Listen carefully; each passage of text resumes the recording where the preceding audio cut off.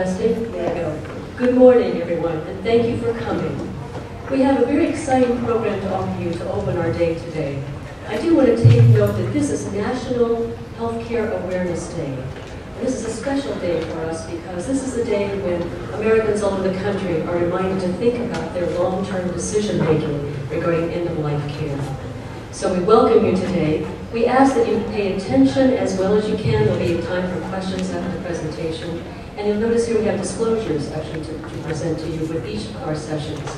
So we welcome you, and Erica will begin.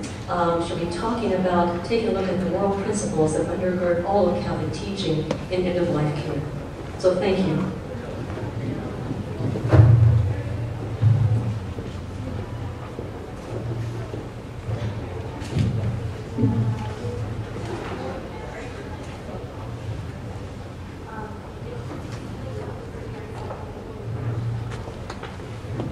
While Erica is actually getting that pulled up for a moment, may I ask you please at your own table just to greet each other, maybe if you're sitting across from each other, just to welcome each other and maybe share your names. Tell people where you're from.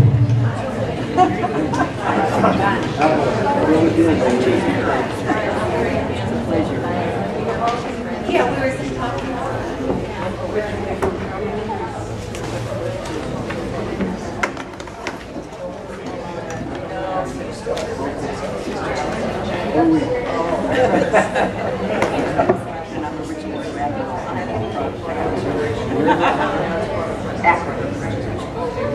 Why you ask? Oh, wow.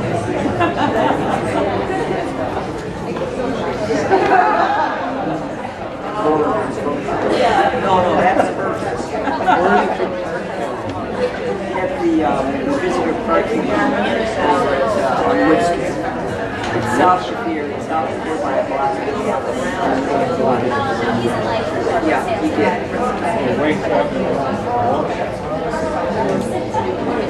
Yeah. And the stop is right there. Yeah. I haven't either. We've been over to Russia occasionally, you know, not here. Buying for years. It's amazing. It's a pleasure to be with all of you here this morning. And I mean that wholeheartedly, but my name is Erica Laethem, and as you can tell as we discuss end-of-life issues today, I'm preparing to celebrate the birth of a new life in my own life. My due date was yesterday. So if I happen to be escorted out in the middle of the presentation, you'll understand why that is and celebrate with all of us here. So it's truly delighted to be here with all of you this morning. It's such an important topic. As Rebecca had stated, we have a few objectives this morning. First, we're going to identify some Catholic moral principles in relationship to challenging ethical dilemmas in end-of-life care. Then we'll talk a little bit about the difference between palliative care and hospice. And finally, we'll discuss evidence-based research to assist patients and families in effective end-of-life care decision-making. So I'm going to be with you for the first half of the presentation today. And my part consists of two major parts. So first I want to talk a little bit about the anthropological context, this understanding of who we are as people, and then what that means for us in the way that we live our lives. To set the broader context for the whole of Catholic moral tradition.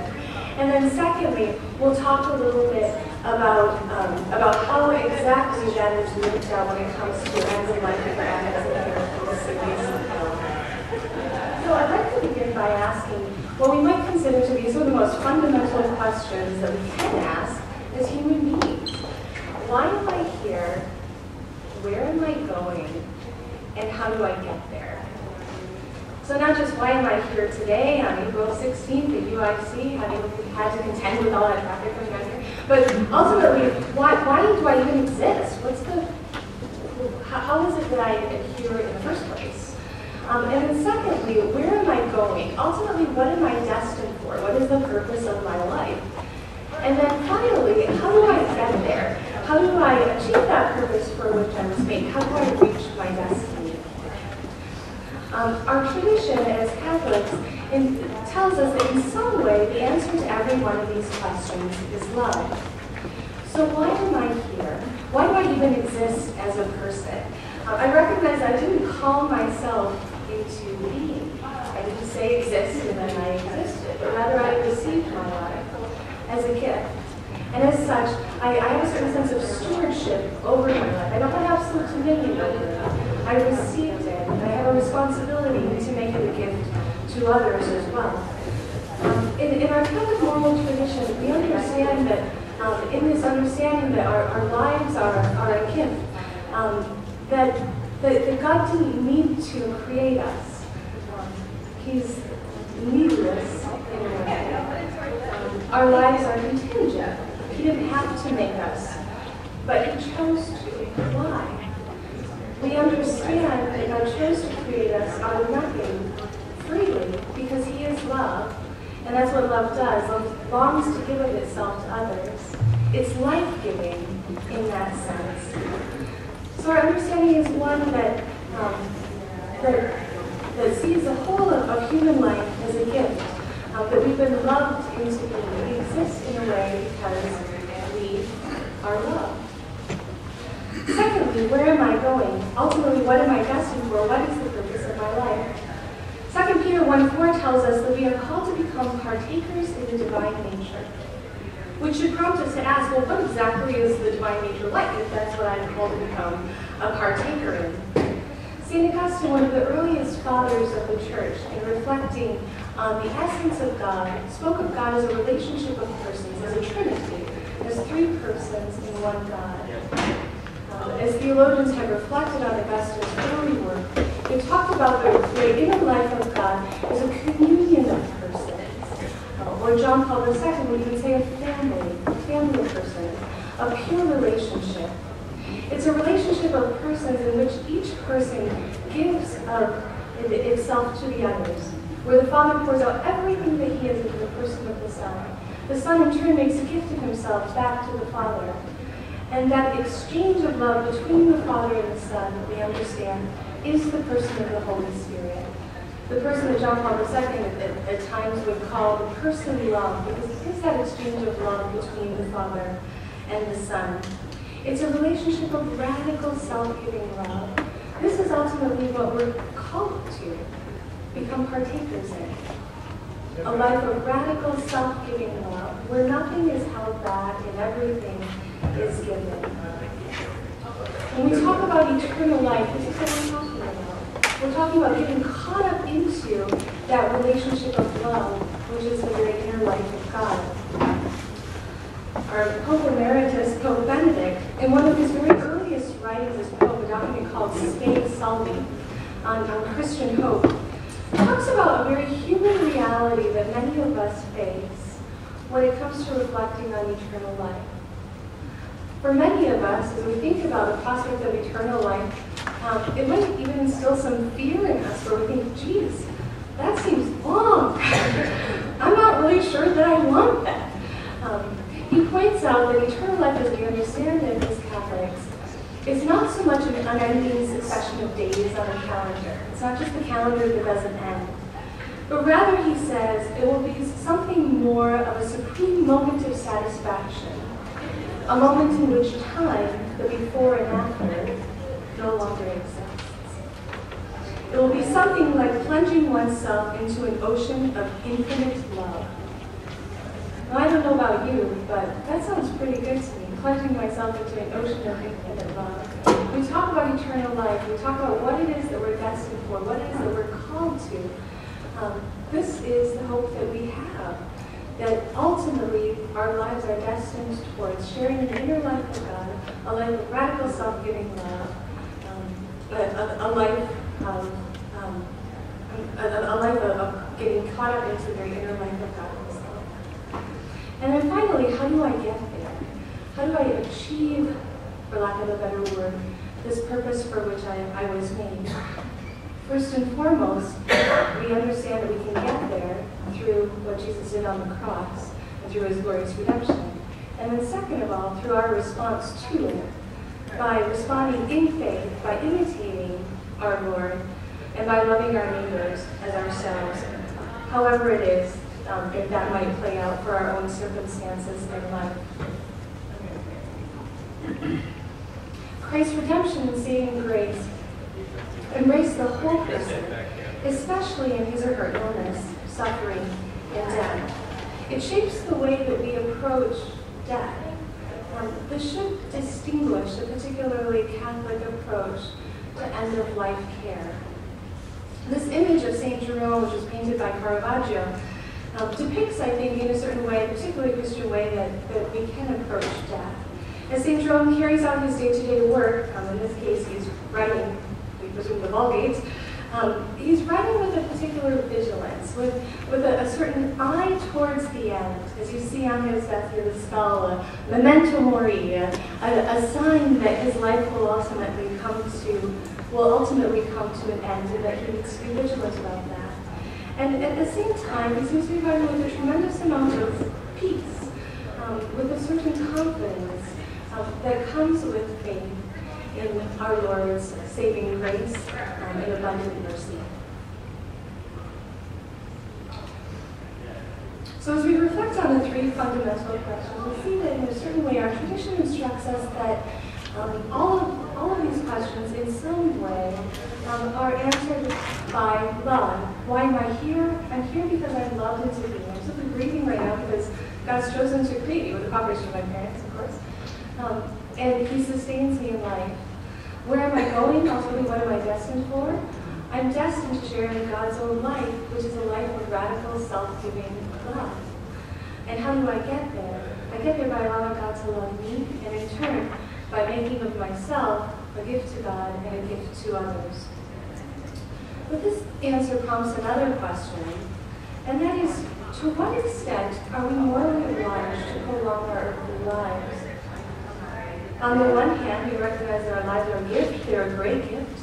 And on the other hand, we recognize that this life isn't all that there is. That we're created for something more, and that we'll come to share in it more fully in the hereafter.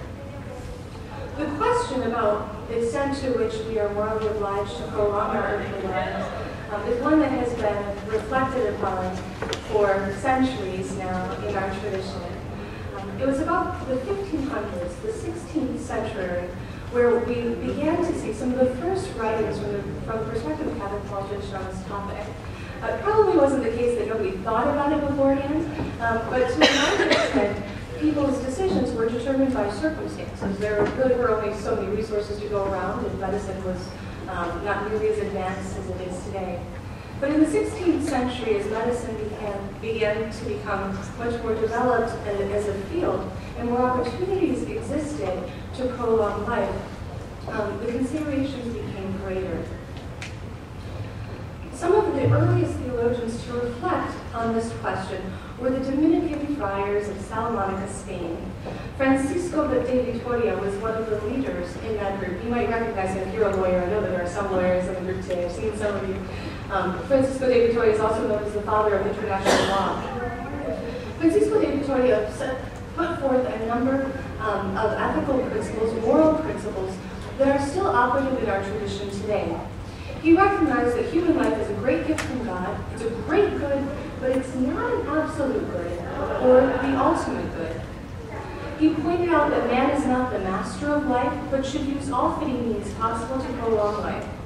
If the means to prolong life are not fitting, he said, or if they impose an excessive burden, they need not be utilized. Third, the ultimate human good is friendship with God. All human acts should be ordered to this end. Fourth, God does not desire us to be interested in a long life. He wishes us to be interested in a good life. And fifth, he points out that it's one thing to kill oneself, it's a different thing not to prolong life. So this was the 16th century. One of his confreres, a man by the name of Domingo Banez, reflecting upon and working together to some extent with Francisco de Vitoria, coined the famous terms ordinary and extraordinary means to prolong life, which he understood to distinguish those means of preserving life which offered a reasonable hope of benefit and did not entail an excessive burden, those are the ordinary means, from those means of preserving life which either were excessively burdensome or did not offer a reasonable hope of benefit. Ordinary means from the moral perspective were considered to be ethically obligatory, whereas extraordinary means were understood to be optional, not required. From the 16th century onward, these concepts became a central theme in our tradition. They were applied to new technologies, but were never challenged by the Earth theologians. We fast forward, here's 1957, where we saw the first official papal teaching on the prolongation of life, incorporating the terms ordinary and extraordinary means into official teaching by the magisterium, or the official teaching office of the Catholic Church. In 1980, the Congregation for the Doctrine of the Faith published a document called the Declaration on Euthanasia, or Jura et Bona, reaffirming these principles, and at the same time suggesting the use of new terms, and those terms are proportionate and disproportionate means. This was a time they recognized when in the medical community, the terms ordinary and extraordinary means had become to mean something a little bit different than their original intention in the moral community. So in the moral community, remember, ordinary and extraordinary means had to do with the relationship of burdens and benefits for the patient.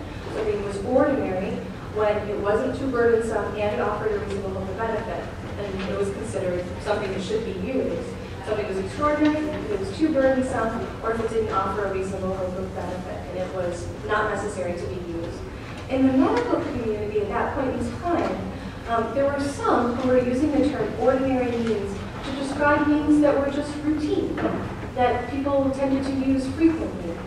You can imagine some of the conclusions that were drawn out of this confusion of terms, where some thought that, well, because we do it all the time, because it's a routine procedure, therefore it's morally obligatory for my patients, which wasn't the original understanding at all.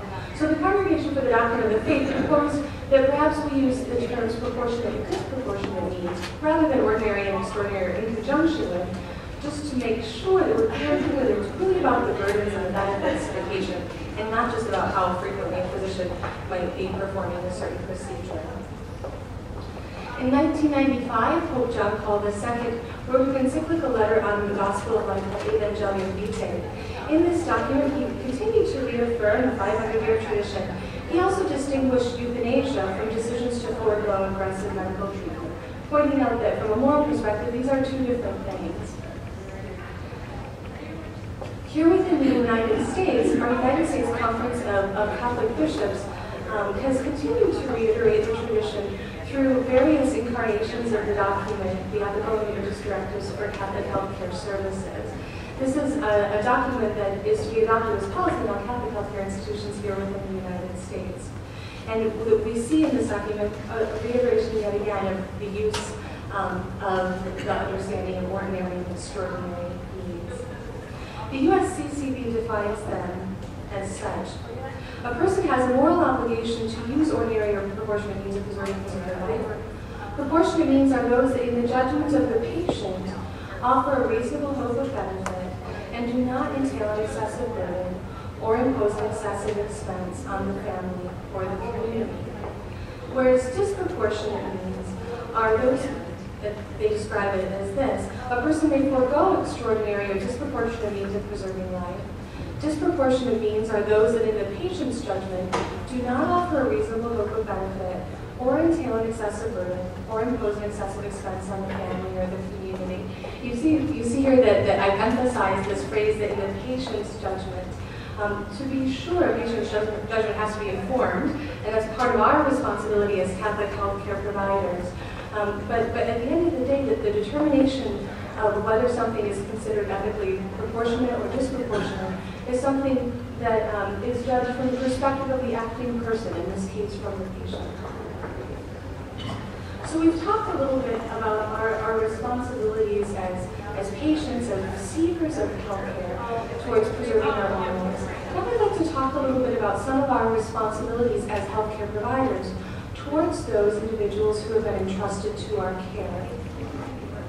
Our moral tradition is one that recognizes that human life is a gift, that we're stewards, not owners of our lives, that we have a duty to preserve our lives, but this duty is not absolute, as we've discussed, that we can reject life-prolonging procedures that are insufficiently beneficial or excessively burdensome, and that we should never intentionally take our own lives or the lives of others, either by inaction or by an omission.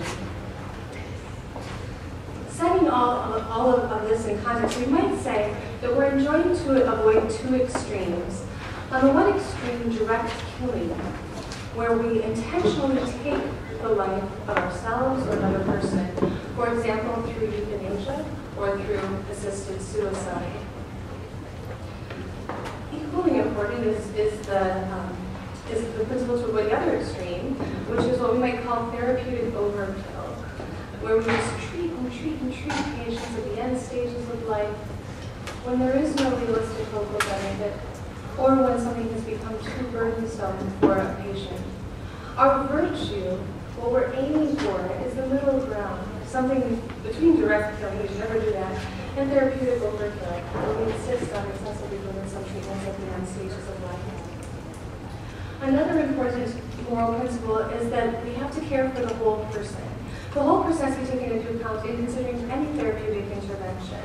And therapeutic procedures that are likely to cause harm or undesirable side effects can be justified only by a proportionate benefit to the patient.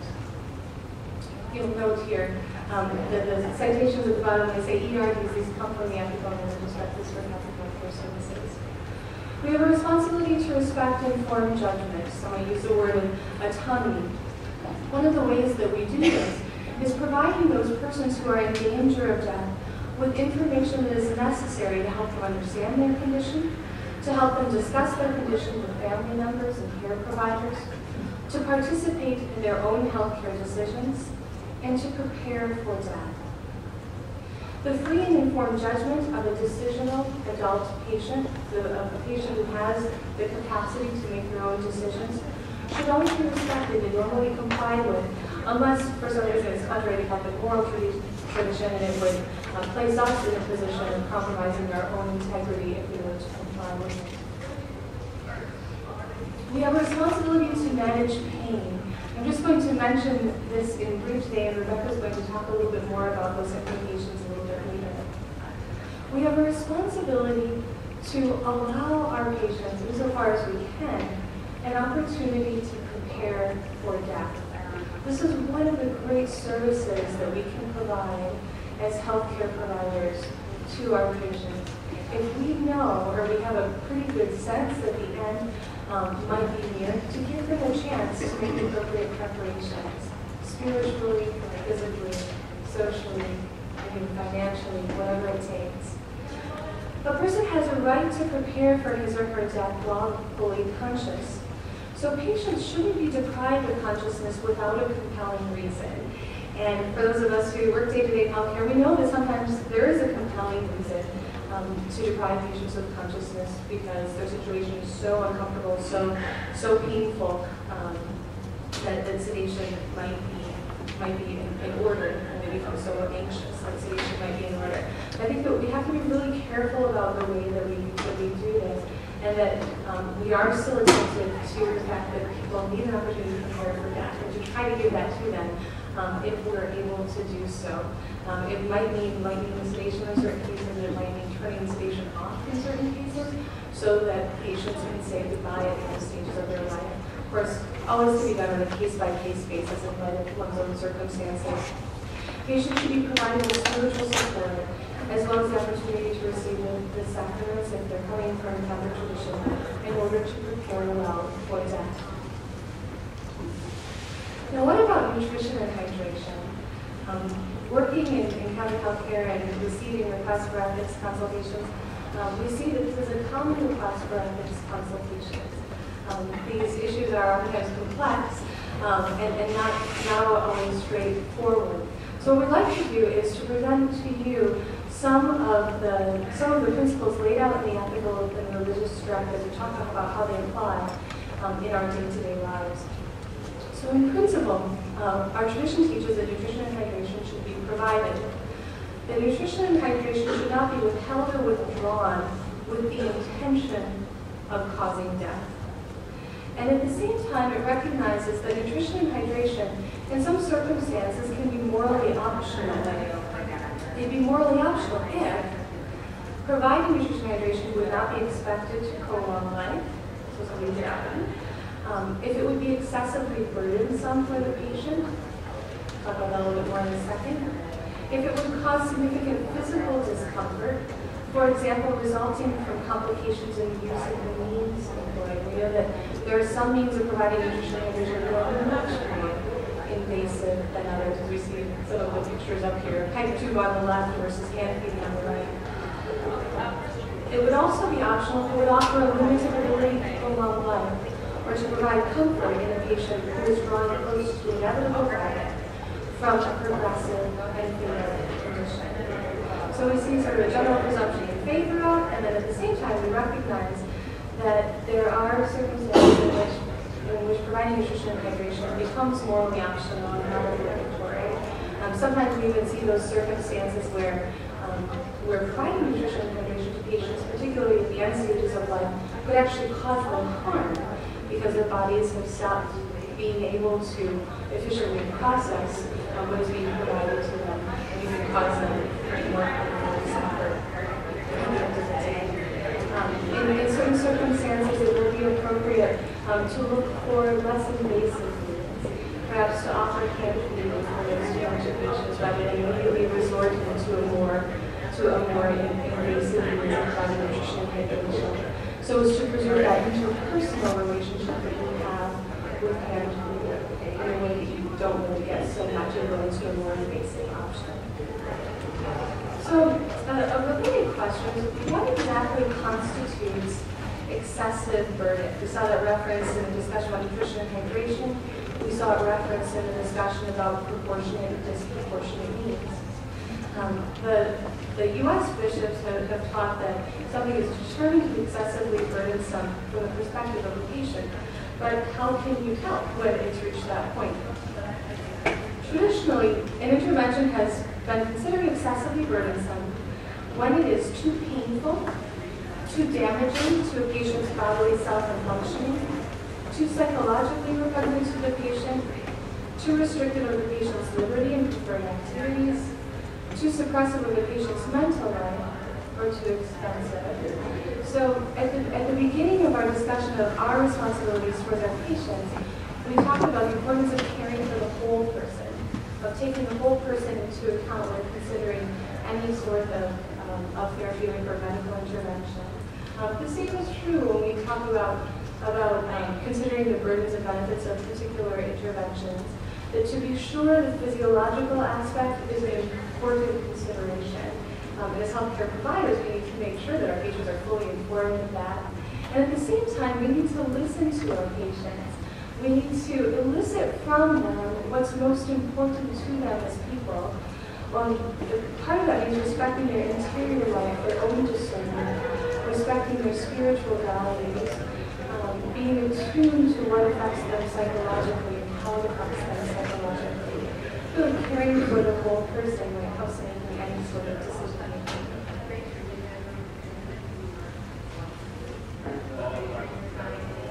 In conclusion, for my time with you today, I might suggest that our responsibility or our calling as healthcare providers is to make God's love present to those who have been entrusted to our care.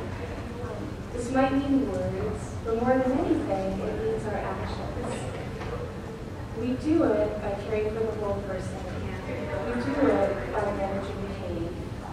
We do it by helping people to prepare for the end of their lives. To say that God is love, for many, is a rather abstract, maybe even esoteric. But if in some way we are able to put flesh on that reality that God is love, to be love incarnate in some way for our patients, to embody what it means to be love for our patients, that to some extent we will have lived out our calling as healthcare providers. So with that, I'll turn it over to Rebecca to talk about some of the practical implications for these moral principles.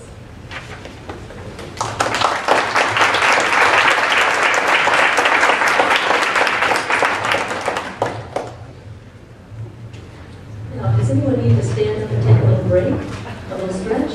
There we go. Please feel welcome to do so. We have a lot of material to share with you today, so we feel like the sustainability is key. So we'll move on into applications now of these moral principles. So notice when we're talking about palliative care, we do have some palliative care APMs in the audience with us today. And we'll also talk about hospice care, some of the differences between those two. Artificial nutrition and hydration, we'll go into that very briefly, especially in a little more detail when we do our disease. We'll get into pain management issues. We have some pharmacology students here today. And then also the ERDs is specific. And then a case study, if we have time for that.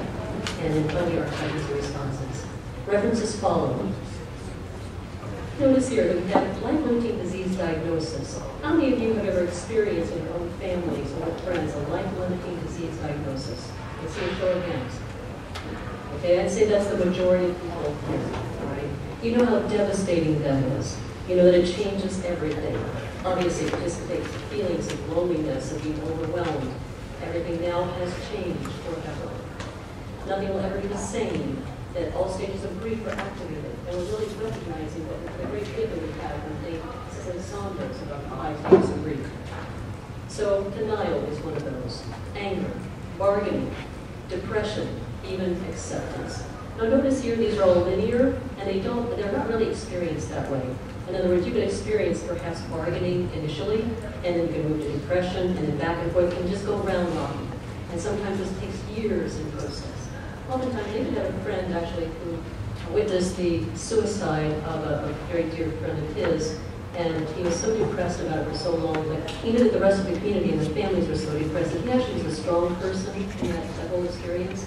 So he didn't really experience all of his processing through these five layers of grief for years. It took him about 6 years later before he finally experienced these stages of grief. And when he did, most other people had passed on through those stages. So he was alone for them. So he sought great spiritual help and support. So you have to go through them. In other words, they'll wait for you if you decide to delay them. Then we also have palliative care and hospice care distinctions. Notice here that palliative care follows curative treatments. We have chemotherapy that is offered, we have radiation, along with blood transfusions and dialysis. This sounds all pretty curative, doesn't it? Physical therapy. The goal is to achieve the highest quality of life while trying to control or eradicate the disease process. When all treatment options become disproportionately burdensome, as we have seen earlier with Eric's descriptions. Then hospice care is appropriate. We'll talk about hospice care. Palliative care and hospice care actually there's a continuum, and both share a team-oriented approach to medical care. They both provide compassionate care for patients and for families, pain and symptom management, emotional and spiritual support. They provide, and actually if we go back to the word palliative, which means that it provides comfort. Notice here it's not cure, but comfort. Now, in the process of the symptom management, we can basically help a person reach that state of homeostasis where they can actually get better. We see here better not only physically, but spiritually and emotionally. Hospice care, obviously hospice stands for the travelers, the home, the lodging place for travelers, and actually was derived from a monastic order. The program of medical care and emotional care for the terminally ill. How many of you have been involved with hospice care right now in your profession? Okay, great. A large number of you. So actually, maybe I'm preaching to the choir here. So I'll move quickly through this then. Again, focused on caring and not curing when it's no longer possible. Subtle differences is that continuum, right? Or in other words, there's no aggressive treatment as we get from palliative care. There's symptom management, and then also symptom management even in hospice care. But actually, hospice care then becomes mainly comfort care only. By the way, we'll have a discussion on Pulse coming up in our new presentation. We'll go into more detail about what that new form will entail for Illinoisans.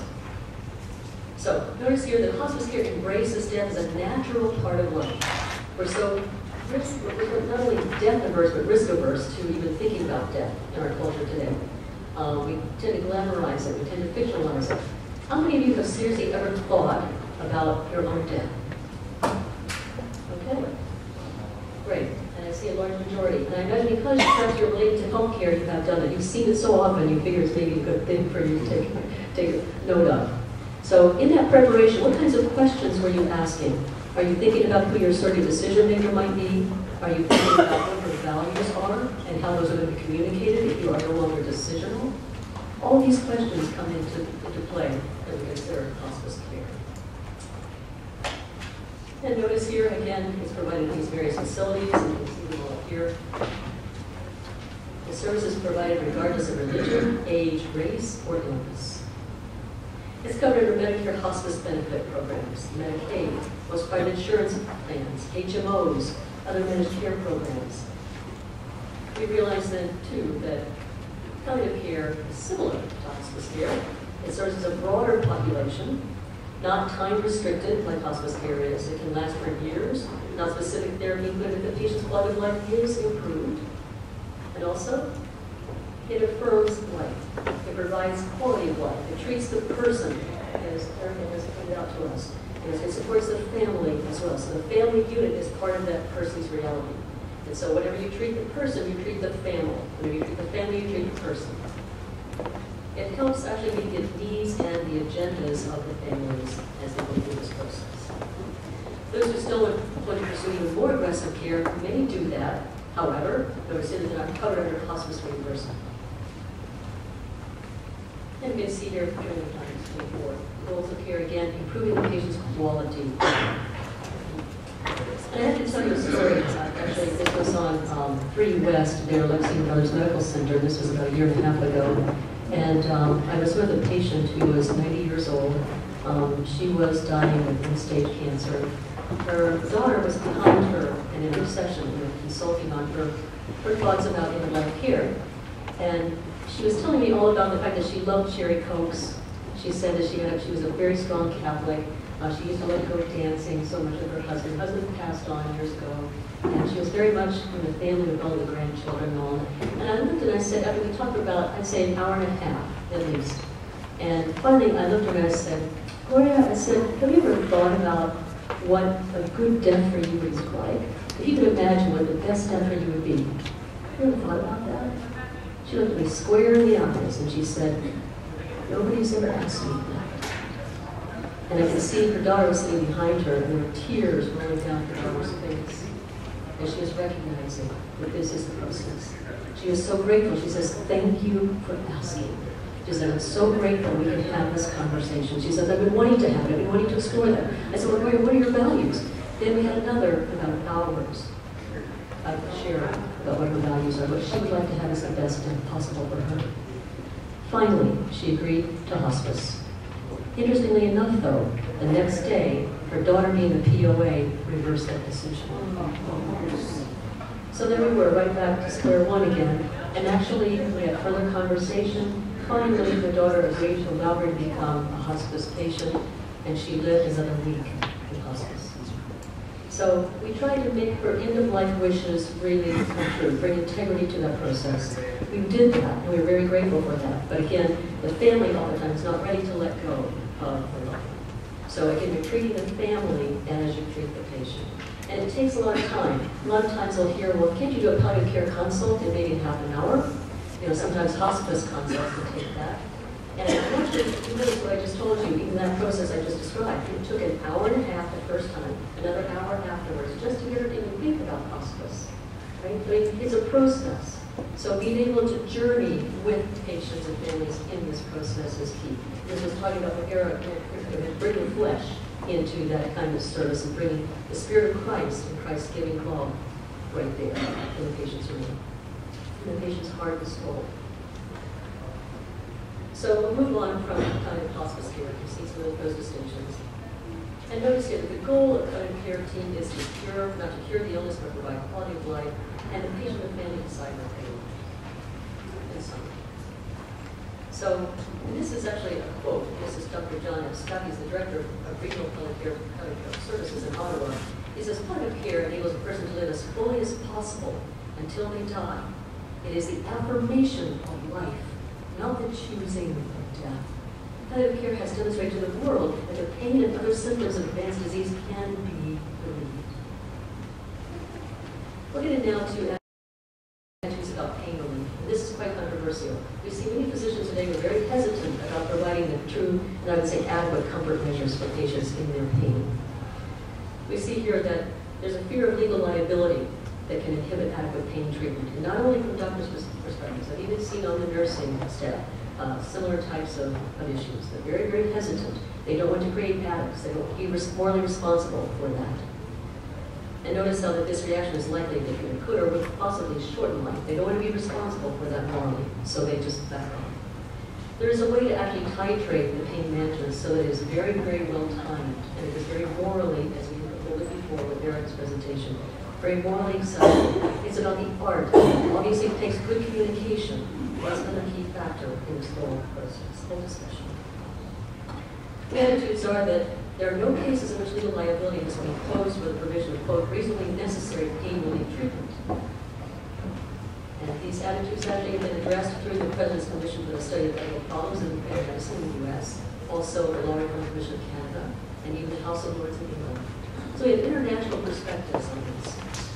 And they hold that the provision of necessary pain relief treatment is not a matter of potential legal liability. Nevertheless, many physicians, and I would say other healthcare workers, still seem to believe this. So how do you actually get over some of those types of impediments? First, we have to take a look at there. We do have an issue with it. We do have these fears to address. Maybe patients in pain can be regarded as not only unethical, but also negligent. That can be seen as criminally negligent. There actually is a case like that in Canada and one right in the United States. It can also be regarded as equivalent to other provable omissions by physicians, such as failure to remove an acutely inflamed appendix when no competent physician would fail to act. Not only the acts of individuals can be regarded as negligent, but systems too can be guilty of negligence. I'm sure that in your own systems where you work or have the experience, even as a student, you've seen some gaps here and there. There's no perfect system. There never will be. What's our role in that? First, to be able to recognize them, and then how can we strategically address them? Morally. Morally first. That's what sets the platform for all the other strategic decisions to be made. In Catholic healthcare, that's our first priority. We go back to the ERDs and the guidance. We go back to our faith. We go back to what Eric has provided us with a foundation. And then we move forward from there. What are the ethical and religious directives? And I thought that this may be helpful just to let you see the perspective of how this is such a great guide for Catholic healthcare. We have the Catholic healthcare ministry itself, and then we see these concentric circles, Catholic ethical tradition in healthcare, as Eric has pointed out.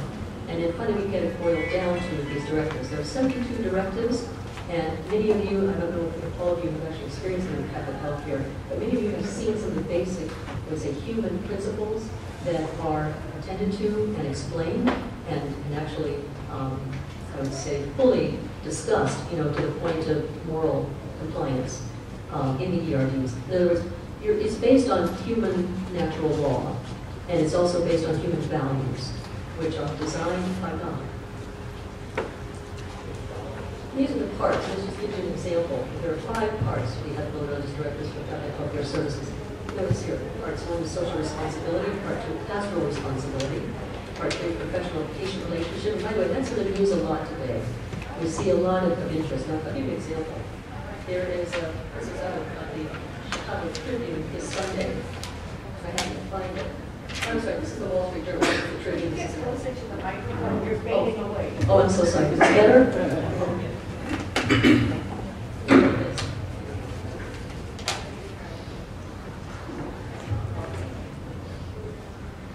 This is better. Is that better? Yeah. Okay, thank you, thank you.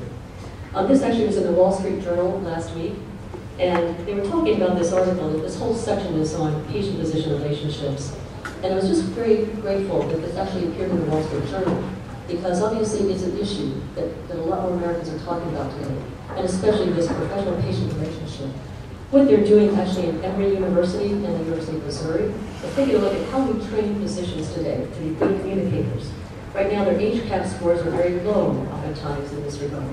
In other words, they could be as low as maybe 62%, after the training that is happening at the University of Missouri, the School of Medicine at Emory University, and also the Cleveland Clinic, they're seeing that these HCAF scores are jumping all the way up to the 90s, 93%, 92%. So it just means that finally the patients are really getting, they're understanding, the physicians are communicating in a better way, because we get these statistics. This is on a Wall Street Journal article. 18 to 45% of patients are unable to recall major risks of treatment. 44% of patients don't know the nature of their operation. 68% of patients don't read or understand information on a consent form. 80% of what doctors tell patients is forgotten as soon as they leave the office. 50% of what is recalled by patients is incorrect. That sounds pretty optimal, doesn't it? I'm being facetious there. We have a lot of work to do, right? And so now we understand why patients are not compliant with their care plans, right? I mean, obviously, they're not getting it all. And you can imagine, if you're a patient and you get a life-limiting diagnosis, you have so many screens open up on your mind at one time. You're thinking about family, you're thinking about finances, you're thinking about your own fears, you're thinking about all these things. But you be able to really be able to focus and concentrate on what the physician is saying at that point is limited. That's why they always say, make sure you take someone with you. Someone who has the extra set of ear to actually confirm what was being said. Take notes. The critical issue here is for the doctor to say something like, not that, you have a life-limiting disease here, and so I have 7 minutes to see you, and we'll talk about this at your next appointment. Right? I mean, that's the life of the visit, 7 minutes on average. Wouldn't it be better if the doctor could say something like, you have this diagnosis, we now see what the lab reports are and all, and I just want to let you know that if you have whatever questions you have, I'm here for you as long as you need to ask some questions. And actually, if you can explain to me in your own words what you understand your diagnosis to be and what your care plan, we can work on this together. But first I want to find out what your values are. Wouldn't that be great to have a physician actually say something like that to the patient and family present? And I think they could actually move the whole process much further, be much more expedient about getting to the real goals of end-of-life care. That's one example. So we get into the part for the beginning of life, and I actually have Erica here to represent that. And then we have here for the series the which we're discussing today, and forming new partnerships. Partnerships even not only between healthcare systems and between, say, the diocese and the Catholic healthcare institutions, but also between other partners in healthcare. So, and even doctor-physician relationships, partnerships. Number 55 of the Ethical and Religious Directives. This is just a summary of some of these that deal in Part 5. Should provide opportunities to prepare for death, which is as Erica had talked about. Number 56, the moral obligation to use proportionate means of preserving life.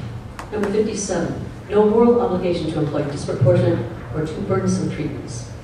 And actually, I'm outlining these for you so you can actually go to these yourself. We have on the back under the references the link for you to actually access the Ethical and Religious Directives for Catholic Healthcare Services. Number 59 looks like this: respect free and informed decision of patient without foregoing treatment, or about foregoing treatment. Number 60, euthanasia and physician-assisted suicide are not permitted. By the way, in what state right now is physician-assisted suicide permitted? Oregon and Washington. Very good. Okay. Any other state? Massachusetts was considering it. They haven't passed it yet. Montana, yes. Thank you. Utah is also considering it. So, now what does this mean for values, especially Catholic values? It means we can offer palliative care and hospice care.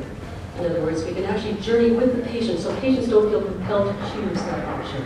Because they choose that option oftentimes as an insurance policy because they don't want to be hooked up to all the tubes and have a horrible death experience.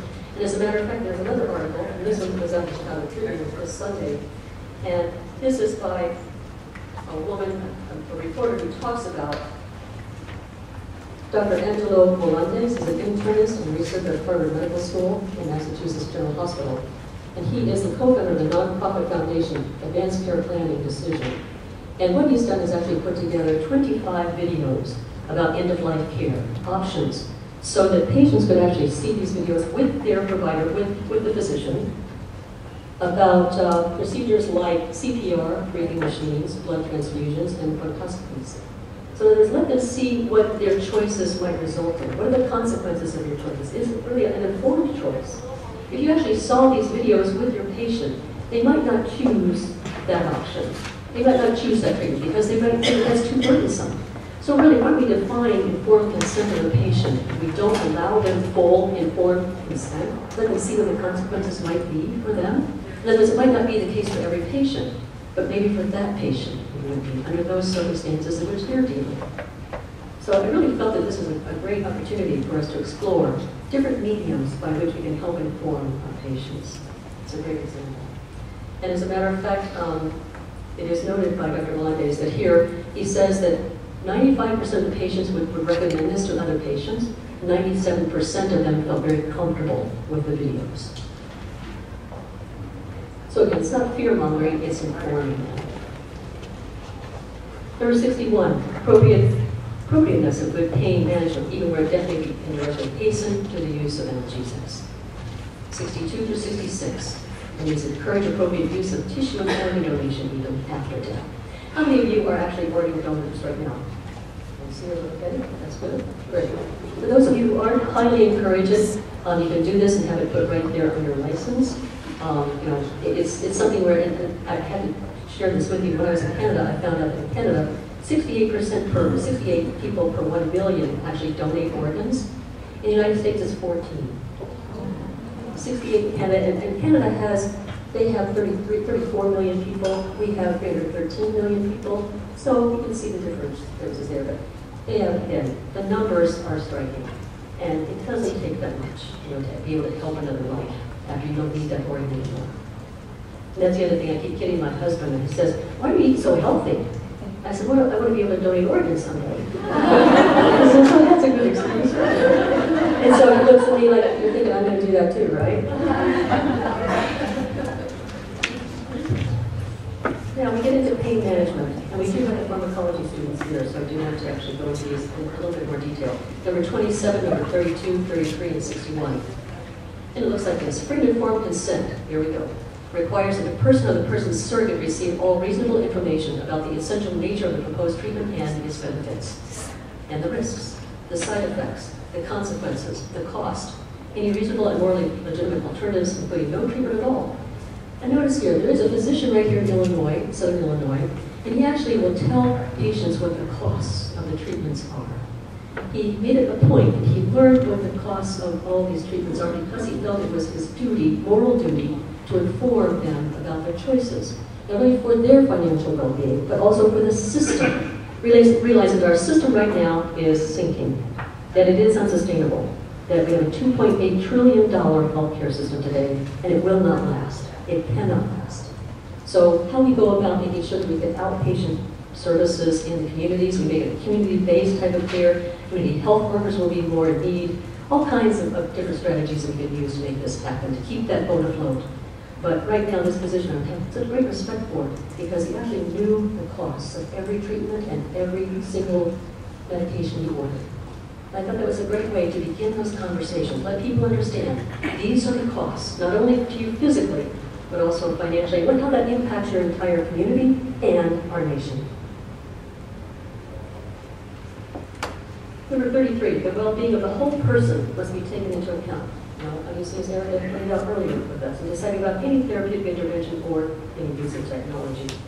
Therapeutic procedures that are likely to cause harm or undesirable side effects can be justified only by a proportionate benefit to the patient. So I'll go through these very quickly. As you can see, number 32, pretty much the same type of principles throughout. Dignity and integrity are key. That's 62. We even have here pain management within comprehensive palliative and end-of-life care, and this is by Richard Milwaukee. He is a well-known physician, palliative care physician, and actually we can make these slides available to you. You can actually see what he has written in his article here. There are steps here that he talks about ICU management, of pain management, ICU care of pain management, and just how closely, the reason I added these was because how closely they are aligned to ERDs. SFTID is sedation for the imminently dying person, and obviously it's a palliative care method. Notice how it allows for the administration of titrated sedation to patients who are imminently dying. Suffering remains refractory to other interventions. And whose suffering remains refractory to other interventions? So then we have CCAP. Are you familiar with CCAP by any chance? Those of you in palliative care may be. This is the Center to Advance Palliative Care. And again, many of their principles are directly aligned with the principles of the ERDs. And so when you get the slides, if you'd like to copy them, you can see how closely aligned they are. I'm going through this quickly. I know time is very precious right now. So, I'm sorry. I'm going through these very quickly because I know our time is coming to a close right here. Artificial nutrition and hydration. Erica had gone over these points with you before. Different types. We have the G tube, the PEG tube, the J tube, the NG tube, we have the IV line, and TPN. And all of these are addressed in the religious directives. Meaning that they may not go into detail on them, but basic prerogatives about what to do in this type of care. So what I'd like to do right now is ask a question of you. Based on what you just heard right now, some thoughts that you have. And we'll get into basically the end of this program, end of our session. But I want to find out from you, based on what Erica has presented and some of the things that I've shared with you right now, what questions or thoughts do you have or comments? Yes. The religious liberty issue is either not brought up in secular papers or is brought up in religious journals. Yes. That doesn't seem to coincide with this. It seems to be that the concern is that the government wants to be offensive to religious position. And this presentation seems to be that there is no religious liberty threat. There is one. Did everyone hear the question? Yeah. This asking about the religious liberty aspect, the HH mandate. And basically you were saying that it doesn't seem in this presentation we have addressed that. That wasn't what we were asked to do in that way. We basically were presenting the foundation. We'll be discussing it later this afternoon. But it is a good point. And it does need to be addressed. Actually, we have the Illinois Catholic Healthcare Association, and they have a lot of literature that they've assembled on that. So we can give you references for that.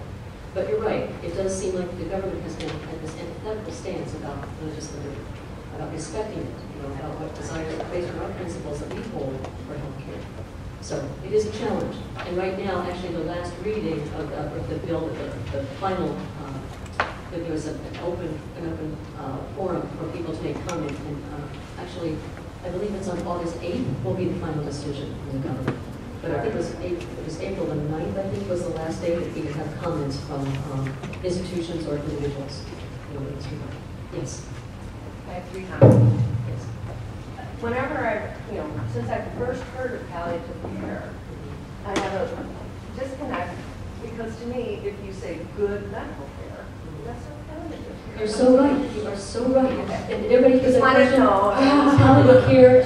She made a beautiful point about palliative care is good medical care. Okay. Because when you walk into the doors of the hospital, you're going to get palliative care.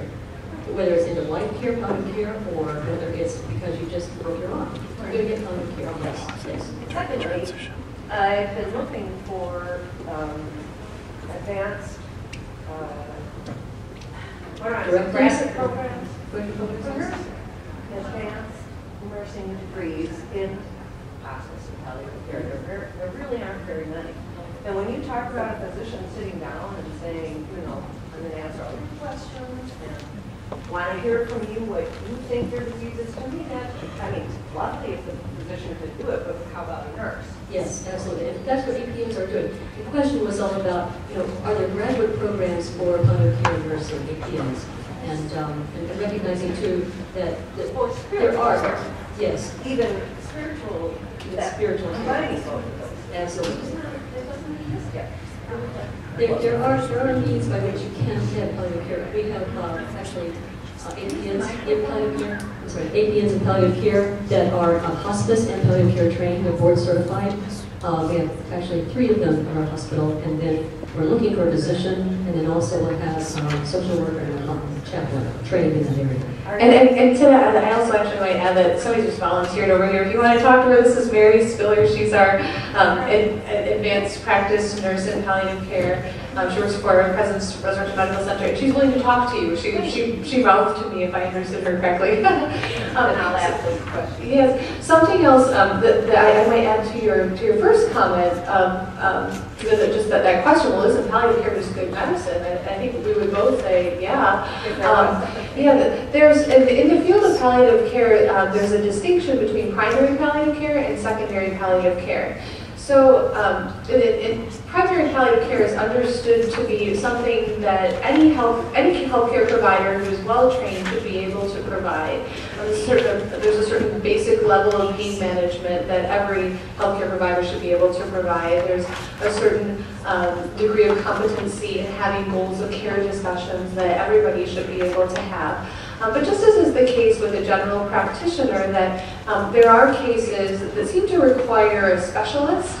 So too is the case with palliative care, that when things really become more complex and they demand a greater degree of specialty, then that would be a time to call in either a board-certified palliative care physician, board-certified palliative care APN, to augment that conversation and to complement what's being done in primary palliative care. And there's great teamwork actually with oncologists and palliative care physicians. They're working together. The oncologist may see the patient and family first, and right away, the next office right there, they have an appointment with the palliative care physician. So it's a great teamwork. And actually, they found that that's the best outcome for patients. I had one last comment, which is when you mentioned the cost in the clinics, that varies so much. Yes, it does. Yes, it does. The charge masters at every hospital are different. Yes. You might pay $10,000 for a total hip replacement at one place and maybe $118,000 in another place. So that's another issue for our system to take part in. There was a comment or question over here. Well, Yes. I was just going to mention LNEC, the Yes. training for nurses also for products and Right. And actually, how about, what's your name? Marcia. Marcia. Thank you, Marcia. So we can get you together. And then another, yes. And briefly, as an ICU nurse, I see a lot of disproportionate care going on. Yes. And I see a lot of times where the patient's wishes are not being done. So I hope to see this conversation happening with the patient at a much earlier date. Absolutely. As they come through the doors of the ICU. And that's where palliative care is so helpful. They start those conversations early. And actually, they're with them through that whole trajectory. So just a process of your care plan, from, I would say, beginning of life to end of life. Would that be one of those? Thank you for your time and attention today.